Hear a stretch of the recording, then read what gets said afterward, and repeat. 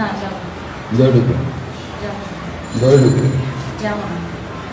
রাস্তায় ছুঁড়ে ফেলে দেওয়া কিছু বস্তির জন্য আমার সংসারে অশান্তি হয়। এবার আখিকে উদ্দেশ্য করে বলল তারই সতীন। ভিউয়ার্স, বিস্তারিত জানতে হলে পুরো ভিডিওটিকে না টেনে শেষ পর্যন্ত দেখতে থাকুন।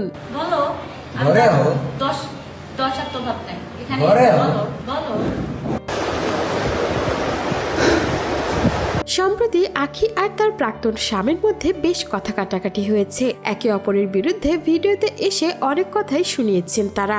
আর এরপরেই আখির সাথে মৌসুমীর রহমানও আখিকে অপমান করতে পিছপা হননি। সে রাজা আর তার একটি ঝগড়ার ভিডিও ছেড়ে ক্যাপশনে আখিকে উদ্দেশ্য করে বেশ কুরুচিপূর্ণ কিছু কথা লিখেছে। সে লিখে দিয়েছে, রাস্তায় ছুঁড়ে ফেলে দেওয়া কিছু বস্তির জন্য আমার সংসারে অশান্তি হয়। আরে বস্তির মাইয়া, তোর এত জলে কেন? না আমাদের সুখ সহ্য হচ্ছে না? মৌসুমী প্রেগনেন্ট হওয়ার পর আখিকে বারবার মেনশন করা হচ্ছিল, যার কারণে রেগে গিয়ে আখি রাজার বিরুদ্ধে একটি ভিডিও বানায়। রাজাকে নিজের মনের ক্ষোভ থেকে বেশ কথা শুনিয়েছে। এমনকি সেখানে রাজা আর মৌসুমীর যে বেবি আসছে সেই বেবিকে নিয়েও সে কথা বলেছে, যারই প্রতি উত্তরে রাজাও আখিকে উত্তর দেয়। আর এরপরে মৌসুমীও ক্ষোভ ঝেড়ে বসে আখির উপরে। বস্তির মেয়ে বলে সম্বোধন করে সে আখিকে। সে ভাবছে তার আর রাজার কোলজোড়ে সন্তান আসছে, এটা হয়তো বা আখির সহ্য হচ্ছে না, যার কারণে তাদের অশান্তি বাড়াতে এই ভিডিও বানিয়েছে সে রাজার বিরুদ্ধে। আর এইটাতেই রেগে গিয়ে সেই ভিডিওতে দেখা যায় মৌসুমী বাড়ির ভেতরে যাচ্ছিল না,